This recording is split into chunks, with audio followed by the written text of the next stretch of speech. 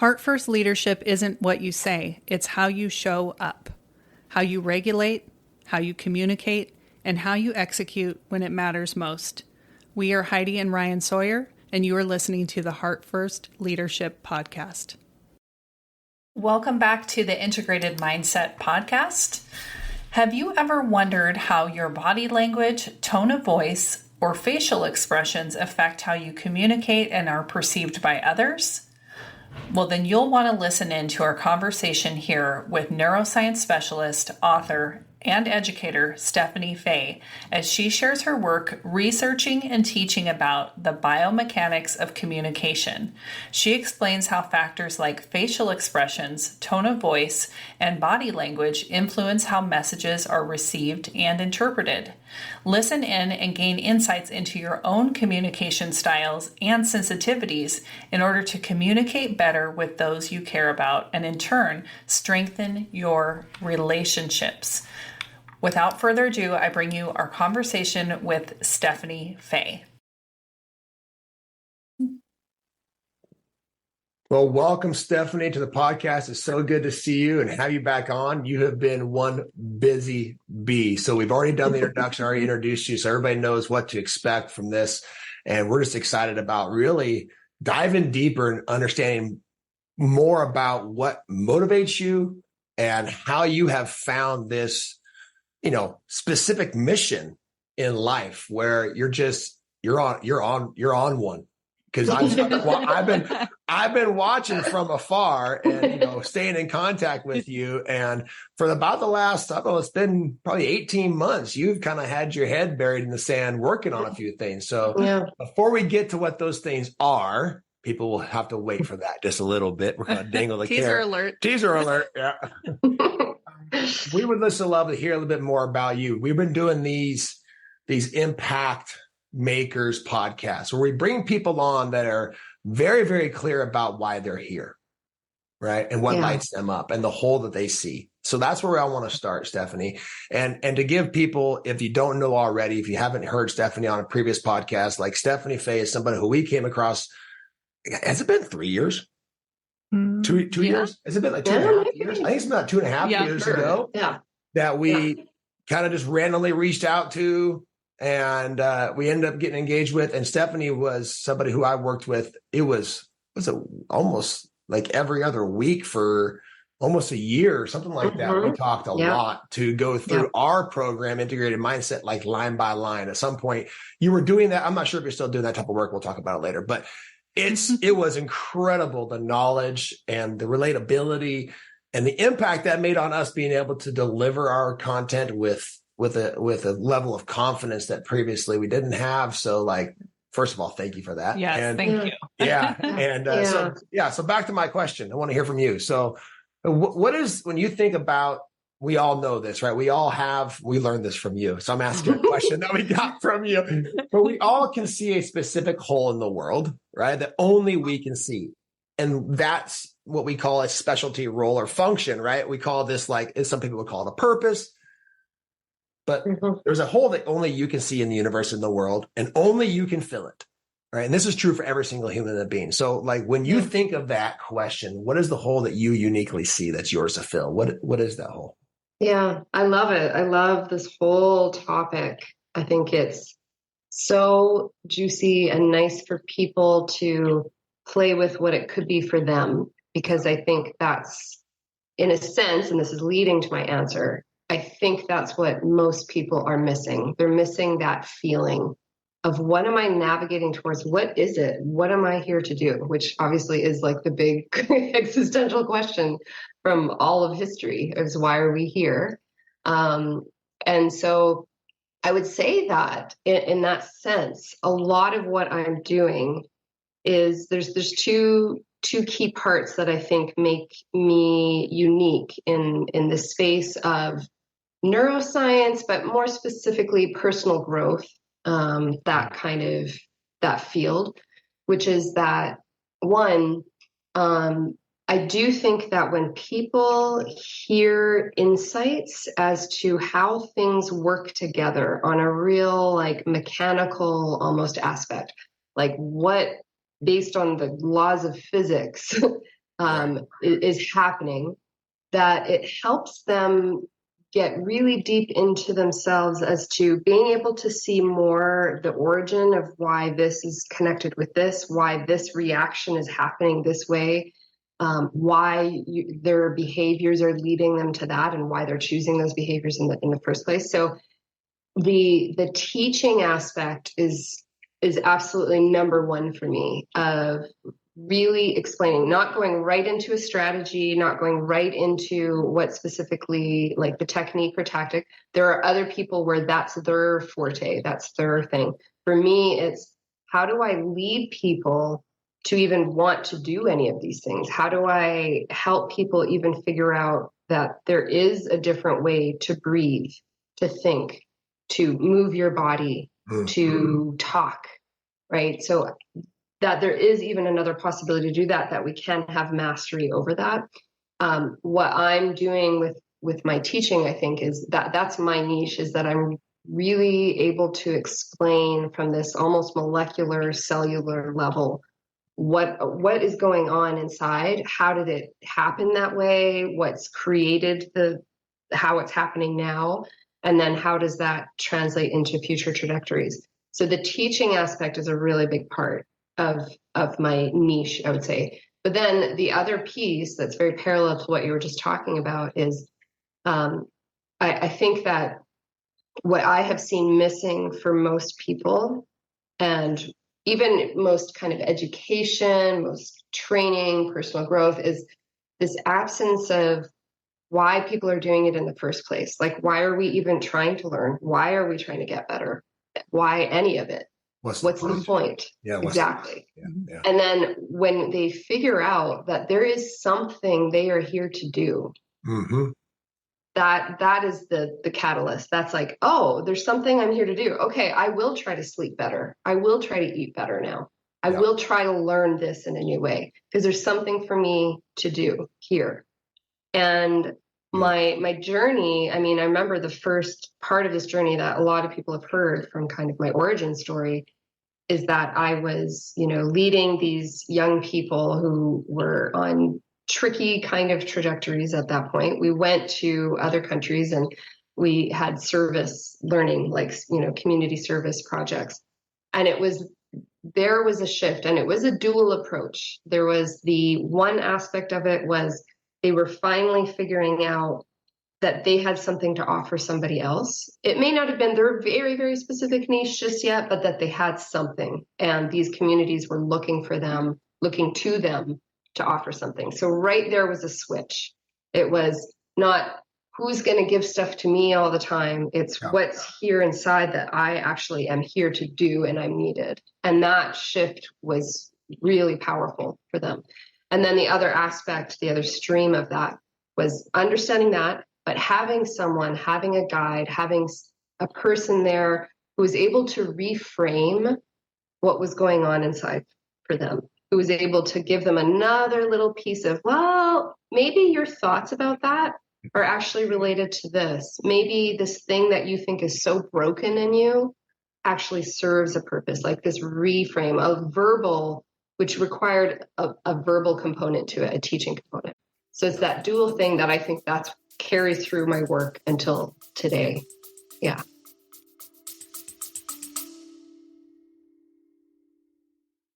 We are all leaders. If you're ready to stop waiting and start impacting your environment in a powerful way, we want to connect with you. Click the Book Now link in the show notes to book a call with a Heart First coach and discover what Heart First leadership can look like in your life and in your environment. Now back to the show. Well, I have about 18 different things that I want to like. But you said there's so much, and this happens every time that we talk. So before we go to finding out how you're filling this hole, a couple of things I want to try to highlight within what you just said was what is done for me to have these exact conversations that you're speaking of. Like the work that we did together, I feel like, and you can tell me if I'm wrong, I felt like was you being in your zone of genius filling that hole.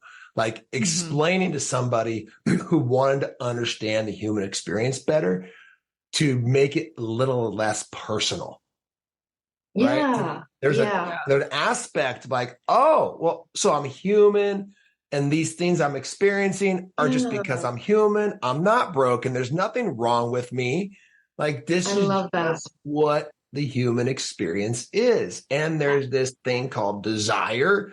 I want to be working towards something. I want to know why I'm here. I had a feeling that this is where our conversation was going to go. So I pulled up a study. 48%, 1 out of 2 Americans, so it just was a US study, lack meaning in life and or don't know why they're here or asking that question. Like that is 50%, right? That is upfront for most people. And I think that the differentiation that you have, that I have found, and that Heidi and I are really starting to lean into, like we're doing the work from different angles, right? You're doing it from a very systematic neuroscience, cellular level systems, angle, right? Mm-hmm. This is not just to improve the quality of one's life. Yeah. Right. Because sometimes people get the idea of personal development as, oh, well, then I will just, either have a little less suffering in my life, or I'll improve the quality of my life, or I'll make a little bit more money, or I'll get the job that I want. And that's great. But in all reality, that doesn't actually motivate people as much as saying you're going to be able to have the knowledge behind the practice, and then the actual practice of how to implement and integrate that knowledge into your life. That's going to lead you to an experience of being able to uncover and understand why you've experienced what you've experienced and how to use that experience for good. Be able to go out and actually make an impact, to feel irreplaceable, to know why you're here. Like, holy cow. When you put it in that simplistic form of saying, I'm going to teach you why you feel the way you feel, so it's not personal. Then how to actually like reframe that to feel different. Then you can receive the message that's going to lead you towards a sense of purpose and contribution in the world. It's incredible to think about it this way. Like, I mean, I think, so a couple of things that come up as you say that. One is, I really love thinking about us as systems, and we're these interacting systems, and we're all nodes, we're all cells of a giant organism, right? That is constantly emerging and perpetually reconfiguring, in a sense. So we're all these cells, and we each serve a function within this organism. And so the more specialized and valuable we are, the safer we feel. Like we've talked about that, where when you know that there is something you are here to do, and really you have a special, because of the very, very unique path that you have been on until now, which is, there's no history that is exactly like yours. Because of that, and this is where the neuroscience comes in, because we are so unbelievably experience dependent, meaning that we don't have all the algorithms in place from birth as to what we will do. And this is very different than other species. And I like to give the example. There's Max Tegmark has a book, Life 2.0, and Eliezer Yudkowsky, who talks about intelligence. They both talk about this in terms of the special part of human intelligence, which is that, for example, like when an ant is born, it has algorithms in it to function as this ant, and they build anthills, and they don't build beehives, and they don't build other shapes. They don't do that because they don't question it, and they don't even question it. They can't. It's part of the DNA, right? And so there's motor sequence action coordinates that are all programmed in there. Humans, and there are other species that there's all experience dependent is a part of everything. But with humans, because of the very specific aspects of our brain that need to wait and see what we are exposed to in our environment, what's going to happen, like in our interactions, it's a wait and see type of approach that specializes us for our little niche. And that's what's so specific about humans as well, is that we can differently than any other species, we can inhabit any corner of any kind of ecosystem because we have this ability to create whatever we need to adapt to that. That's why we could live on Mars eventually. We could do that. We can live in Antarctica, and we can live in South Florida. I don't know.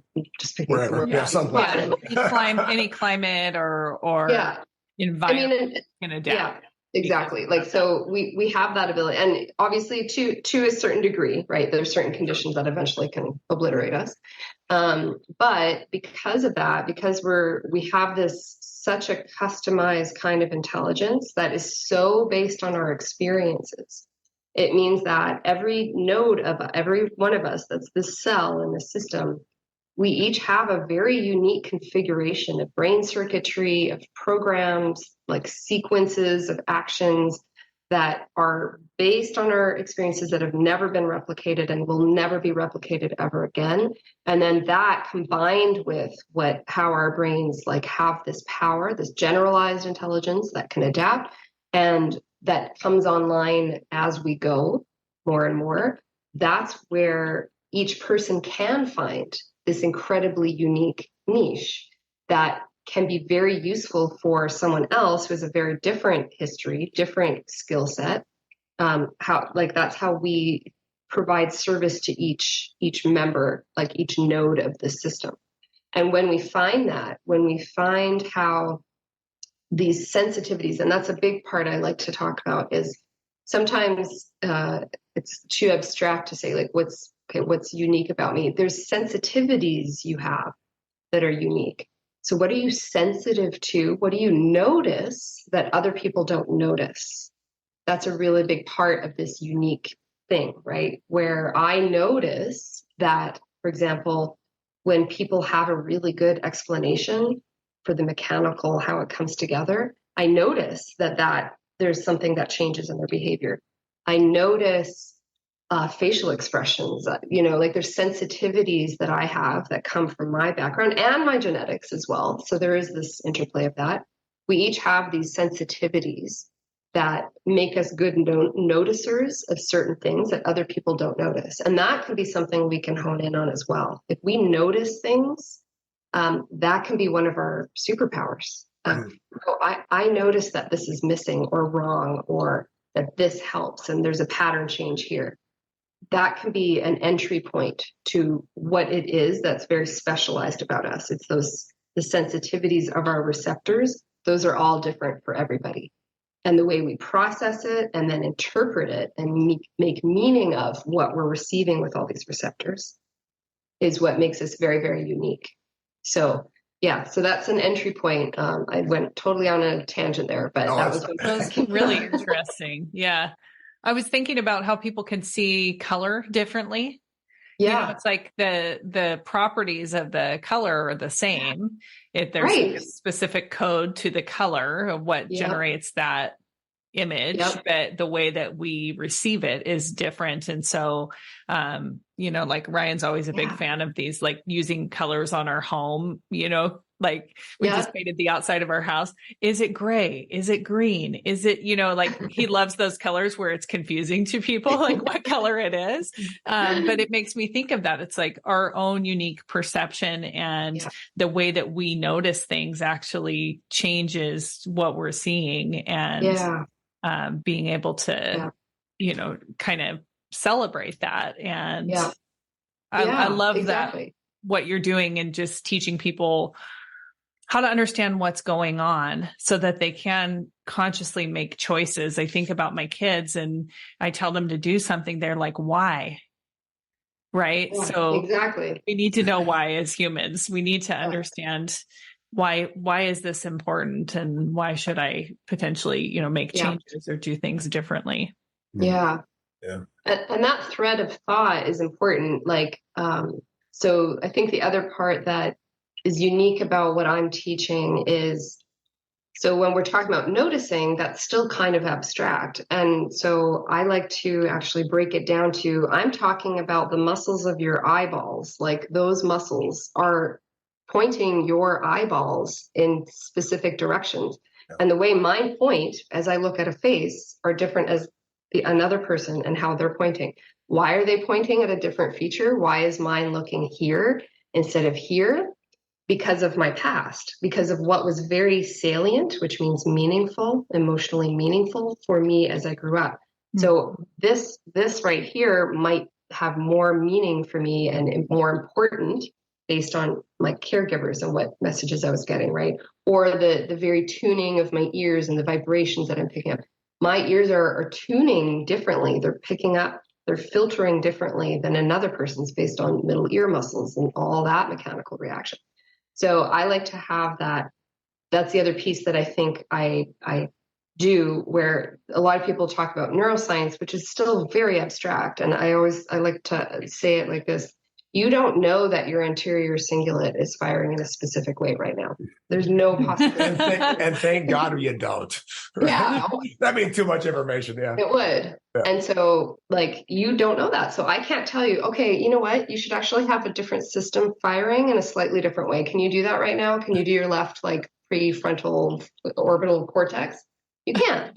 But I can say, let your forehead be a little more smooth. Let your eyebrows be a little more relaxed. Try to look up a little bit sometimes instead of down all the time, because that changes how our brains are firing. Right. You do know how to do that. Yeah, you can control that, and you have evidence for it. And now you can make really concrete links between, I do notice that when I'm lost in thought, my eyes are definitely kind of down and to the right, and I'm ruminating. So why don't I try let me just lift them up sometimes just to get like a little different brain activity going, as one example. It opens up into a different sense of curiosity, right? And gaze towards the horizon. Like, these things work, especially if you understand why and how it relates to you individually. Yeah. Right? Yeah. All right. So I have one more kind of little thought path I want to go down before we talk about how you're feeling that whole, specifically in the future going forward. So,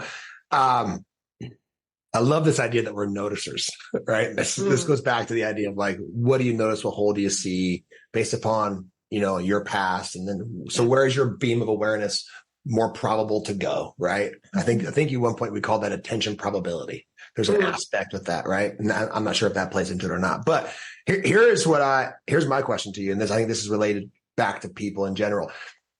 If we are in a state of, let's say, irritability, frustration, overwhelm, even anxious or depressed, is there a level of us, because we notice things, everybody's noticing, or we're taking in information, whether we're aware of that or not, you are, right? And then you're not doing something about it.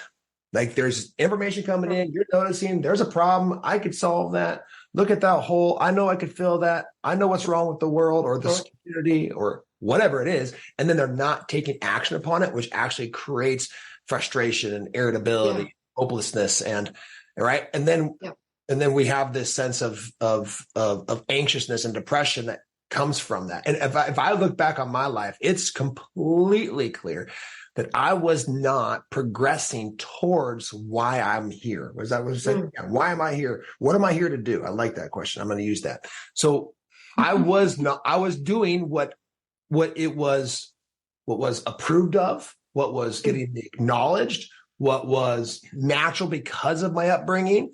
I was a football player, football coach, and I was really good at it. Right. But it wasn't what I was here to do. Right. And so it created depression, anxiety, frustration, irritability, hopelessness. It created all those things. Now, as I begin to progress towards why and have more clarity and seeing the hole and going to fill it and acted upon what I was noticing in the world that needed to change or needed to be filled or whatever, then all of those things have gone away and been replaced with a sense of clarity and energy and action and fulfillment. Yeah. Right. Naturally, because we're aware of this piece of being human. Right. And if we don't do that, and I'm kind of rambling here, but it's a question. All there is a question somewhere for you. I get so excited when I talk 17. To you. Yeah. So my question to you is that a possible factor in the mental and emotional well-being of our country or our world, is that people legitimately just aren't acting upon what they're noticing? Yeah, there's a lot of depth to what you're saying, and I'd love to touch on a little bit. So one is yes, not acting on what they're noticing. So then the question is what's the block there? So there's two things that come up. One is more of a almost cognitive, let's say a more surface level, and then one is more of a deeper level. So what blocks that? Why do we not take action on what we notice? The first is that the two layers. One is when we have confirmation that mechanically doing something different leads to a new result internally and externally. Mm-hmm. That starts to feed a new system, right? It pokes holes in the theories of there's no point, why bother, or whatever that story is. Mm-hmm. It has a sense of like there's an innovative kind of energy that occurs. So if I notice that, taking a deep breath. So I'll give you a quick example. Like I do cognitive kind of training with a lot of kids, and we do these different exercises where they have to, use their attention in very specific ways. And then they start to get very overexcited and they start to make mistakes. So right there, it's like, all right, sit, center again, because I noticed that their body is now not centered anymore. They're kind of off their chair. Take your breath. Let's feel it in your belly. Let me see it. Let me see everything slow down. All right, now go, right? And as they now have some sort of confirmation that, oh, when I mechanically do something different, I get a new result. If I go a little slower, if I center my eyes here, for example. So that's one layer there. And that I do find that working with younger people, those are the quick things that can really, they want to learn, they want to master, they're excited for it. You don't really have to excite them too much. Like they like to master things, right? So you don't have to do as much convincing about deeper layers of their psyche for that part. But as we get, and I work with a lot of teenagers, and then I'm working with adults in this, yeah, they can do these trainings, and they can okay, they'll take the deep breath, but you can already start to see a shift in a teenager of why the F am I doing this? Because a lot of times they are sitting there working on their attention because mom or dad told them to do this, first of all. That's why they're in school. The teacher, is telling them to do this thing. So they're already starting to get to this place where they're like, but why am I doing this? Like, why? I don't care. I don't care about sleeping better. I don't care that I feel good or not. And so that is now going into a little bit of this deeper root that we won't be able to cover too much in the show, but we're going into these layers of, and this is the other block. Like I was saying, there's kind of these two blocks. Why do we not act on what we notice? That part is the more neuropsychoanalytic aspect of us, which is that there can be, because of family system dynamics, we can have this sense of, but I don't want to do this for them. And they messed me up. So I'm not going to try harder at this because mom's the one that's piling all this crap on me anyway. So why would I get better at it? Like there's a resistance that starts to form of not wanting to actually change because we are somewhat in a story, in a narrative of, but I'm misunderstood, but I'm not getting enough love, or people don't really get me anyway. So what's the point? So there's there's a meaning, and that's the unique thing about humans as well, is the meaning we make about this. So if I notice that there is more anger here, there could be, let's say in this scenario, and then there's a part of me that wants to figure out how to make that better. There's also the meaning that could get kind of trap me in a sense of, well, I'm not going to be able to figure that out. Like I can't help anybody because I was messed up as a kid. I am who I am, or whatever the narrative is that's attached to that, right? And then there's probably a layer of even we become quote unquote kind of really identified and even chemically like addicted to those states and those stories that Yes, build our absolutely. concept, right? So Yes, there's like yeah, a signature that the happens. reality is that the work that we're talking about and finding acting, taking small actions, mechanical actions towards, actually, I wrote down this on my whiteboard when I was working out this morning. I do a lot of creative work while I train, I get all kinds of ideas, you know? And one was like, no matter how small, you have to make the action towards a new experience or towards filling that hole. Like make that action as small as you have to make it to take it. Ooh, that was good. Make it as small as you have to make it to take that action towards it, right? Because there's going to be something that shifts in that action. If you can make it repetitive and you can make it daily, no matter how small that may be, eventually you're going to source a sense of psychological safety that's attached towards that action and towards that progress. And then in all reality, what we don't know about being human, is not being talked about, in my personal opinion, is that the more we can create a sense of safety within our own system, right? That the more action that we're going to be opened up to be able to take, the more possibilities, ways it can turn out, and the more potential that we actually are going to be able to explore within ourselves and within the world and impacting these things, right? Yeah. But I think a lot of times there's a narrative out there like, you just got to get hard and you got to push through and you got, right? And so it's somewhere in the middle. It's somewhere. Yeah. I really like that you brought that up. I think it's like a carrot that we can dangle for people as to, so when you do these little micro mastery mechanical, how many M's can I get in there?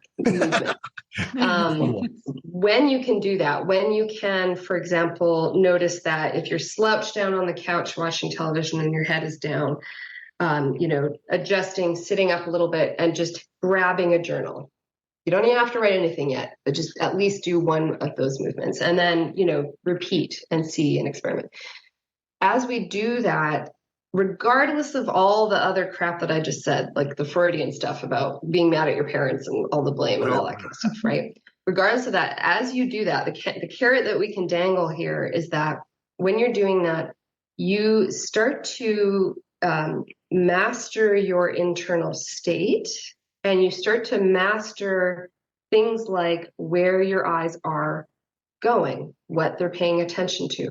As you do that, what you're doing is you are leaving the path that most people are on, which is where they have no idea where their mind goes. They have no idea that they're even lost in their mind. They have no idea that they just ruminated for 20 minutes and it brought them absolutely no resolution, no new idea, because it was just repetitive thinking. There's no new data coming in. And that's the thing, is that when you don't move in a new way, you don't give your system new data. There's no new input. So it can't fire in a new way. So if you do the same action of, I'm just going to keep using this, but you sit on the couch and your head's down, you're watching the TV, but you're barely watching because your mind is like lost in thought, which many of us do. There is no new real input coming in because you're just circulating. So as you do just one new movement, something new, stand up and do a few squats, grab a journal, maybe even look around the room to notice that you're watching a television instead of being kind of mesmerized by the program. Right. Yeah. Right. So little things like that, all of a sudden you have given your brain new inputs, and that gives it a chance to fire in a new way. Yeah. So even like without going into all the depth of the other stuff, just doing tiny little new movements can lead you closer to noticing more, being more present kind of with your experience, which then allows you to get closer to what your niche and that sense of purpose is, because now you're using all these receptors to actually notice what you are sensitive to and to try and navigate in that way, rather than what the majority of the population is doing, which is where we're here, but I'm inside here. Yeah. And I'm just repeating. So that's why I'm glad you brought up, like, just take some of those micro movements, but it isn't as simple as just push through all the time, because people do need to have this feeling of like, why am I doing that? And so that's the carrot I just wanted to dangle there, is that if you can have a little more mastery and a little more intention over some of those things, you start to regulate that internal state, which allows you to be less in a state of defensiveness and vigilance. It opens your attention. And that can be what opens some new doors and some paths for you to recognize, oh, okay, I'm actually good at that. Or I do notice that more than other people. Yep. Like that, those specialties that we have. And I think sometimes we get stuck, right? In the personal development world, you think about thought work and there's a place for thought work. There's a place for therapy. There's a place for all of that.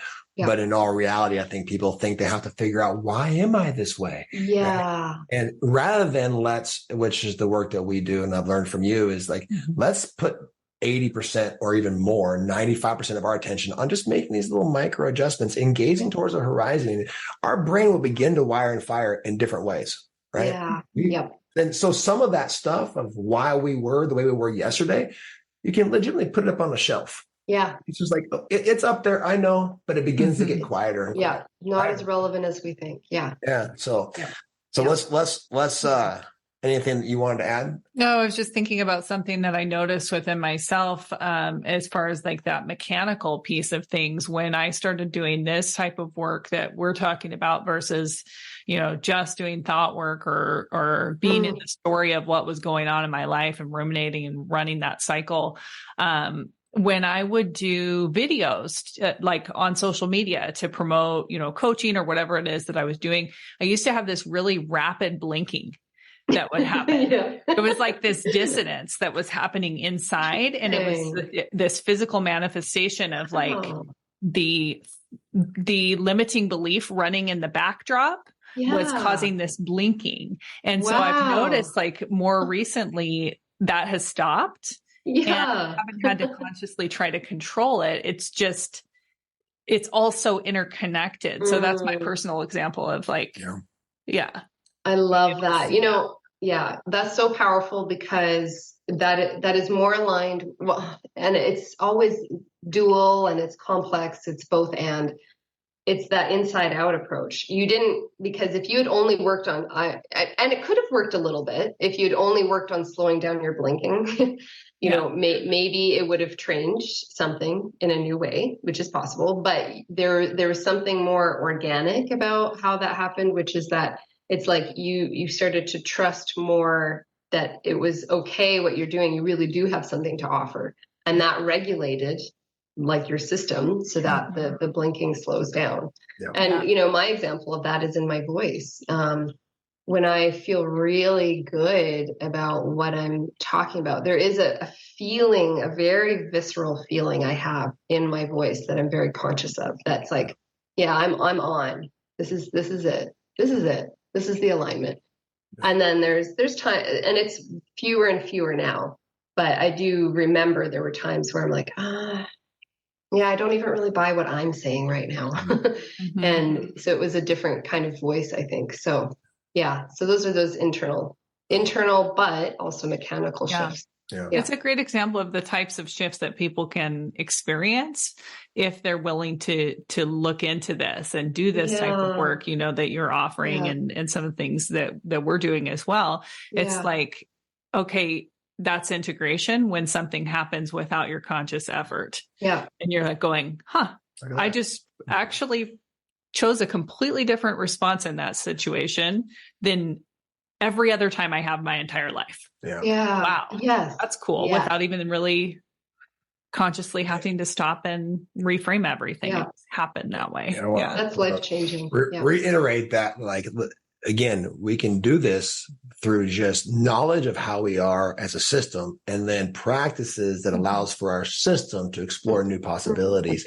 We don't have to necessarily rewrite the narrative and dig into the parts of us that don't feel like we're enough. And, I'm just saying, like, there's value there. We've done that work. Yeah. And there's a time and a place for that work. But I'm saying what we teach is that 95% of the time we can just be looking to explore and create new connections and get our brain to fire and wire in new and different ways. And then those things just naturally begin to fall off. Like, I can't say that enough.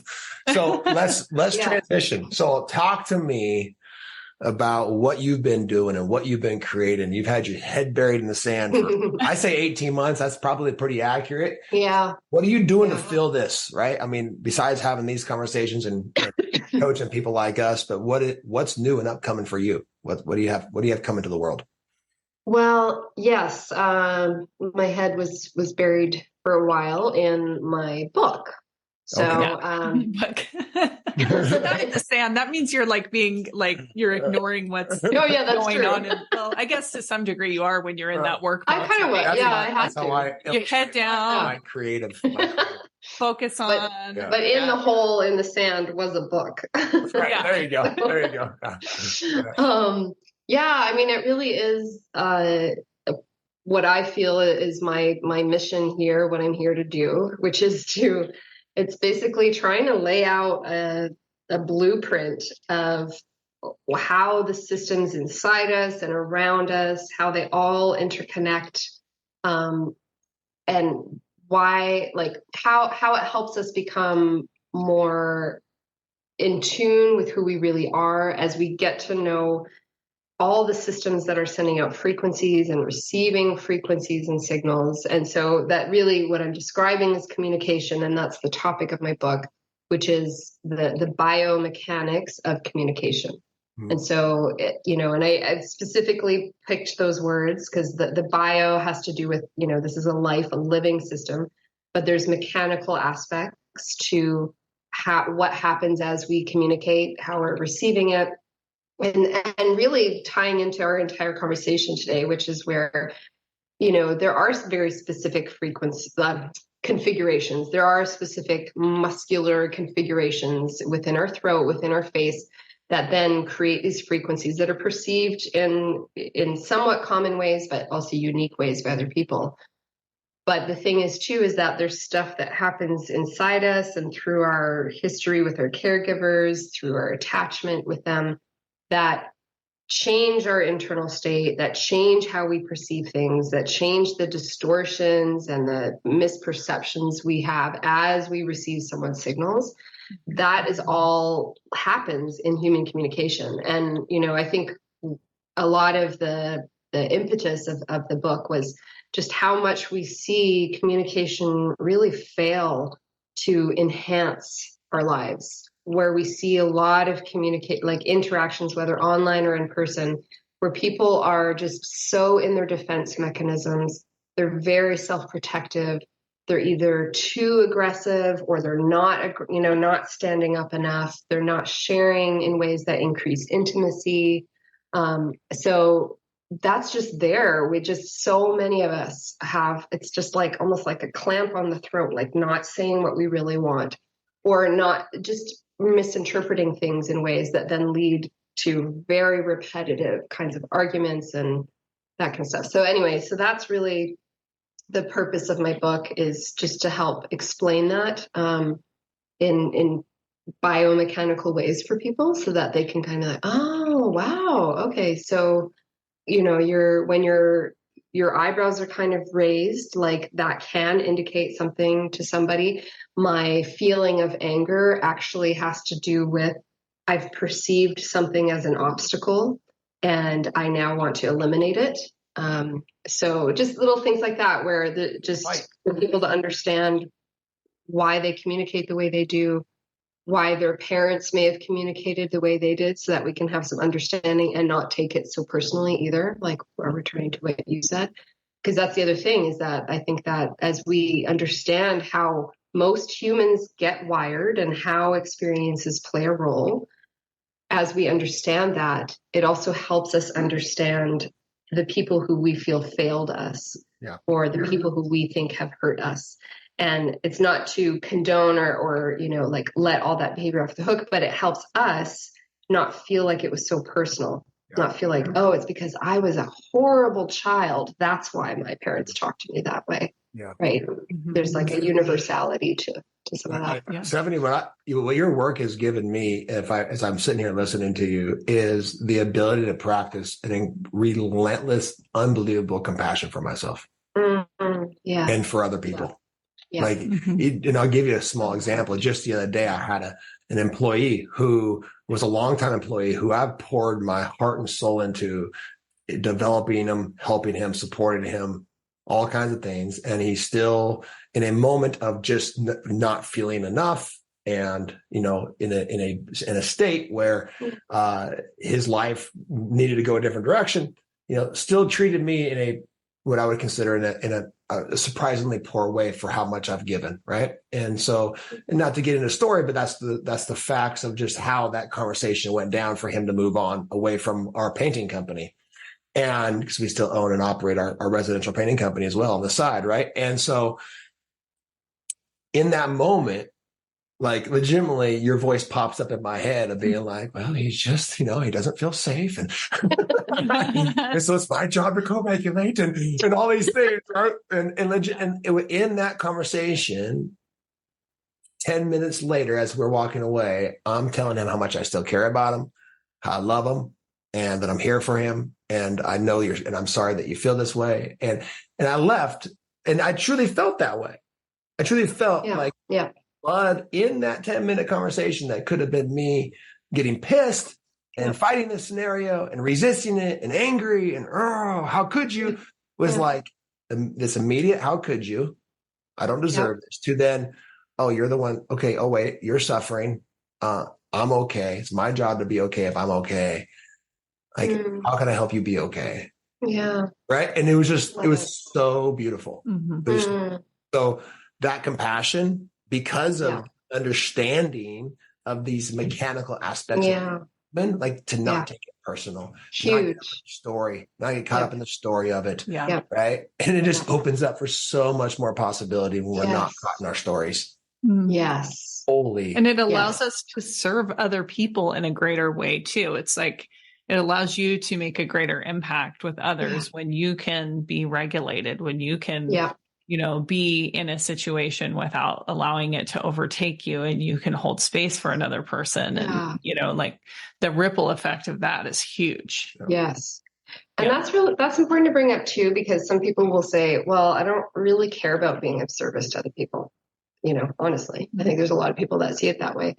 But the thing is that there's actually a self-serving part of being of service, which is that the more of service, the more of an asset. Let's say we are someone who is very psychologically safe and people feel psychologically safe with us.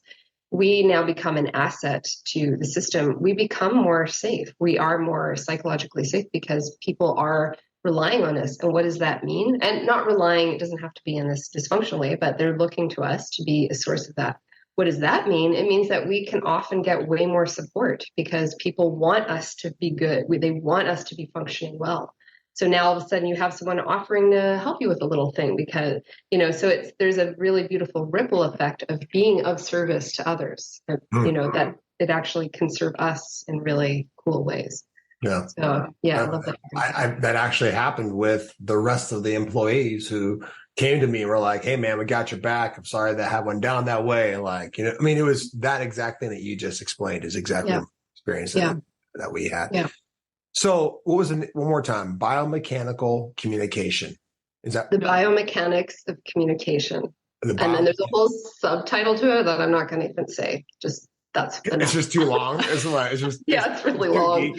And I told them, I'm like, I want it to be catchier, but it's a science textbook company actually, and not to scare off readers. It's still very readable, but they wanted, very specific keywords for this kind of science audiences. So we're like, no, we're just keeping the entire subtitle, which is like attachment, regulation, and systems theory. So who is this book for?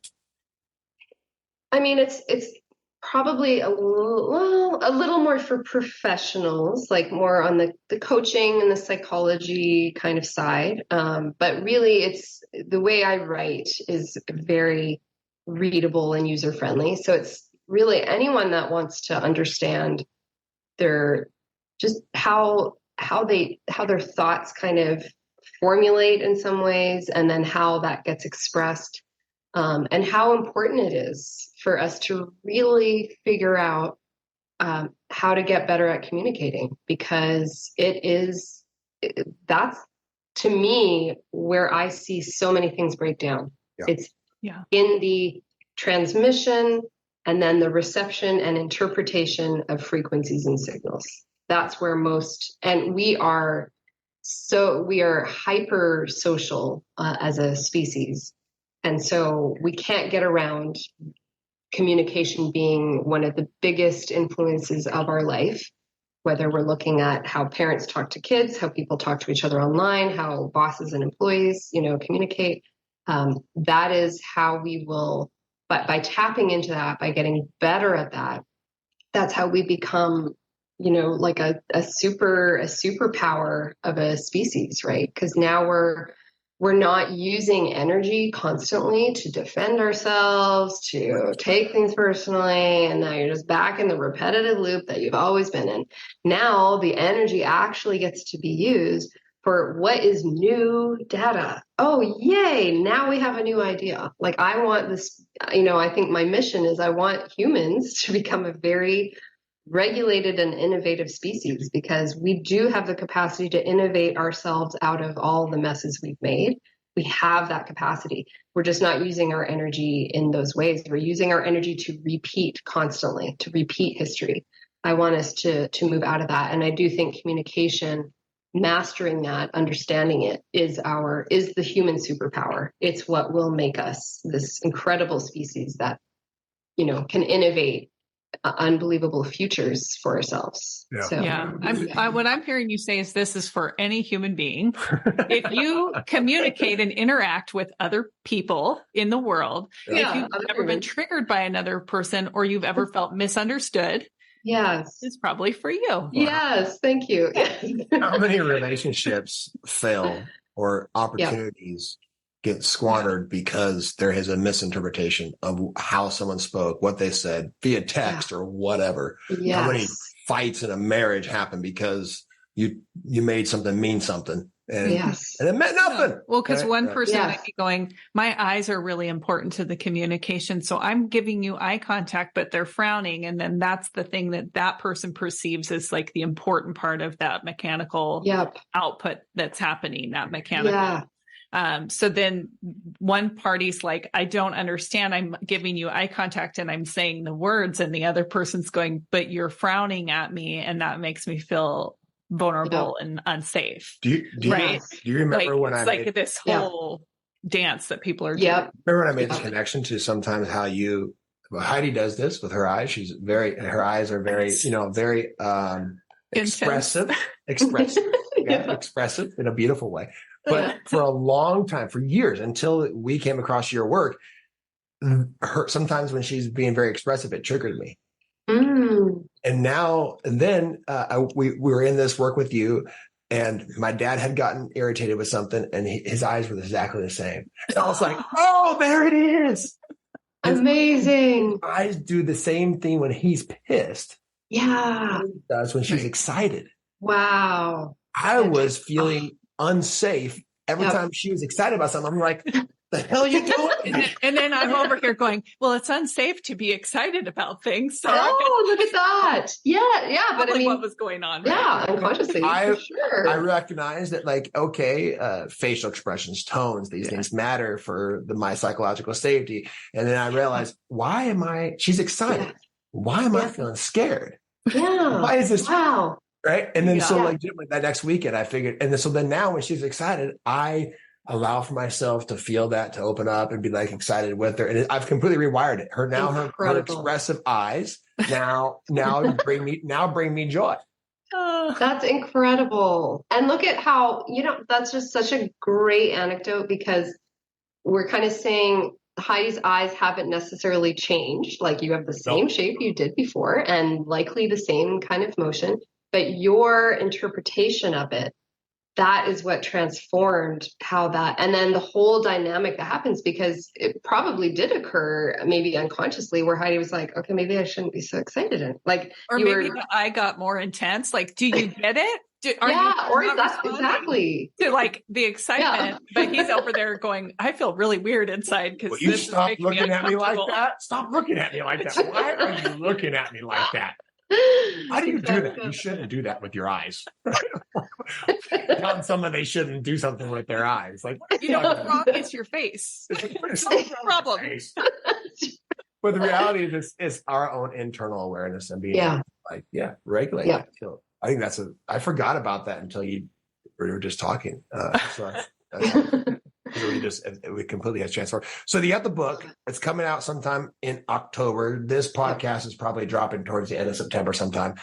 And then you have another offer out in the world of helping. I'm going to mess this up, but it's a neuroscience seminar of sorts that's helping teams, or is it just individual? Is it anybody? Like, I do have a couple teams where they, like yours and a couple others, where they want a few of their team members to join this because it helps create a common vocabulary. But it really is, it's just another way. I do want people to, I'd love for them to even get the book so we can also reference, because the book, every chapter has pages and pages of research studies. Almost every second sentence is cited, because it's really a tribute to all the scientific research, the legends, the big guns of so much developmental and communication research, so that everyone gets a little taste of recognizing, that name. Oh, I see that name multiple times. Okay, this person, and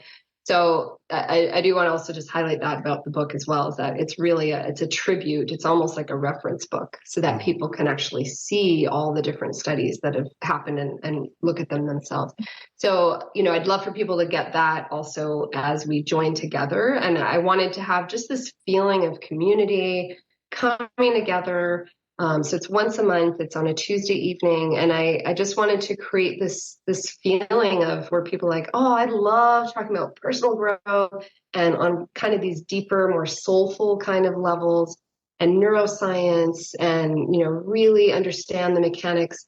And we can come together, on an evening and learn about that. So there's a learning component to it where, I'll present some actual principles, but then also, a little small group and reflections and interactive exercises. So just this, to me, a very mind, body, soul nourishing kind of evening to look forward to every month. And, I wanted a continuity to it. So I'm making it 9 months long. So from October to June, so that, and people can join any one of them. You don't have to attend all of them. But just this place where they're like, I know that on like a Tuesday evening, I can actually meet really cool people and learn something I probably am not learning anywhere else, because I do think what I bring is extremely unique. So, so that one is like a heart project for me. I feel really happy about it. I really look forward to just having all these. I mean, I'd love for it to be in person, but I love that it can be online, because I have people from Australia and Singapore and Germany and like lots of other countries all coming together, on in one group, and feeling like they can look forward to the next month and meet maybe the same people again a few times and make connections that way too. So. Yeah, we see so much value in it that we, as a company, as a team of our coaches, there'll be 8 of us on those calls, and we're purchasing all 9 of them, and they're going to be something that we're going to be able to just have that common language, and have our coaches be exposed to you and your content, so they can be like, that's where Ryan came up with that, and that's where that's where that came from. Understand it at a much deeper level. I don't have to teach them level. I don't know it deeper than I presented it as well as I know. Yeah. Right. And so it's my specialty. Yeah. It's a beautiful thing. Can you tell everyone the name of the series? Well, I mainly, so it's too many words again. So it's, I really need to figure that part out. I mean, it's on my website, and I have it as, because I wanted to capture everything that's in there. It's like online, neuroscience education, and learning community. Yeah. There it is. Fabulous. That's what it is. That's what it is. Sometimes you just got to say what it is, right? Yeah. I'm like, I want people to know there's an education component to it, because I had only learning community, But I want people to know, like, it's not just people coming together, giving their opinions about whatever. Right. Like, no, there's a structured educational component to it as well. Yeah. I'm so excited about that. I'm Yeah. excited to learn more from you. And Thank you. Yeah, I'm really happy about it. It feels. And we'll get the whole team one of your book as well. So once that's available, we'll do a large. And purchase. you have a free resource online as well that people should go and grab. And I want to put the link for that in the show notes. So tell us a little blurb about that so they can know what they're looking for there. Yeah. So it's definitely a teaser for my book, but it's Human Systems Resilience. So this is book 1. This is about resilience. Book 2 is going to be on human intelligence, like what makes humans intelligent. This is about resilience. And yeah, there's a few, I talk about different systems that get involved. A big part too, which is also a teaser for my book, but it's in this, is the military definition of survivability, which has to do with remaining mission capable. So about really keeping with what your function is in the world. So that's a big part of resilience. So anyway, that's in this mini book. I'm very pleased with it. And so they can get it as when they subscribe. Actually, I'm putting it up tomorrow, or it'll be out by the time this comes out. So August 31st. So they'll get it instantly when they subscribe. And then they also get my previous mini book, which I also really love, which is Super Regulators, which has to do with self-regulation and how to regulate your nervous system. So they get both of those as they subscribe. Wow, to. That is so generous. That's awesome. I'm excited for people to get on and get those and be able to get maybe on your newsletter and hear about when the book comes out. I mean, if you're listening to this and you're thinking, I want to check out that book, I want to be a part of that series of classes, go to the link that we'll put in the bio, get those free mini books. I mean, why not? Why wouldn't you check that out? And then get on the newsletter so that you could be the first person to know, you're amongst the first people to know when the book comes out, when the classes are opened up and all of that. So thank you. Another benefit of subscribing to my newsletter is every Tuesday starting September 12th, I'm posting a new YouTube. And in the newsletter, I'll be sending those videos out, but I'll send a little accompanying article that has some of the research cited. So that's also for subscribers. Oh, very cool. Yeah. Wonderful. Well, thank you once again. I just always just love talking to you, learning from you. So we just appreciate your mentorship and just the work that you do. To see the fact that somebody sees a hole and then you're relentlessly going to fill it, like that is inspiring to me. And I can't wait to research more about the idea of keeping yourself working towards what was the terminology that what am I here to do? The keeping yourself working towards that, the mission, the military piece. Military piece. Yes. Is that going to be in your book? Capable. Mission capable. Yes, it's very much in my book and in my mini book. Well, I can't wait. So we can get the mini book right after this. Yeah. So. Yeah. Go online right now. And I'd love to leave just with a phrase that has come up as we've been talking, which is that you teach what you most need to learn. And so as you teach it, that's how you really deeply learn it.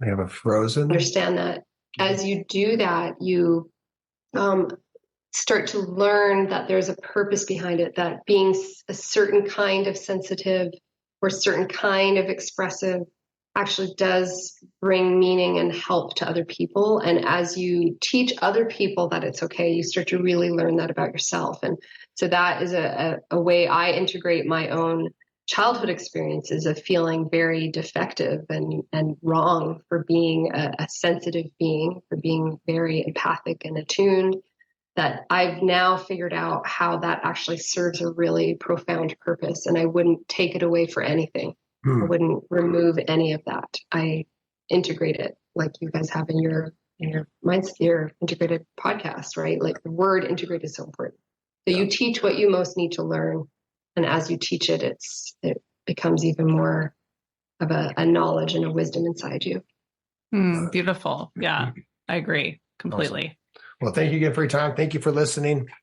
And we will, we'll be back very soon, and we'll be seeing you on a very regular basis with our team. Yeah. So super excited about that. And if you enjoyed this podcast, please share it, rate, review. We appreciate, just the exposure, and this work that we're doing, that Stefanie's doing, is so incredibly important in the world, that I agree with Stefanie 100% that this world can be a incredible experience for all of us, but we have to each individually learn how to be able to communicate so we can innovate that new world. So thank you, Stefanie, for the work that you do. Thank you. Appreciate you. Thank you so much, guys. Thank you for listening. Remember, leaders go first, alignment matters, and the environment that you create is the legacy you'll leave. We'll see you on the next episode.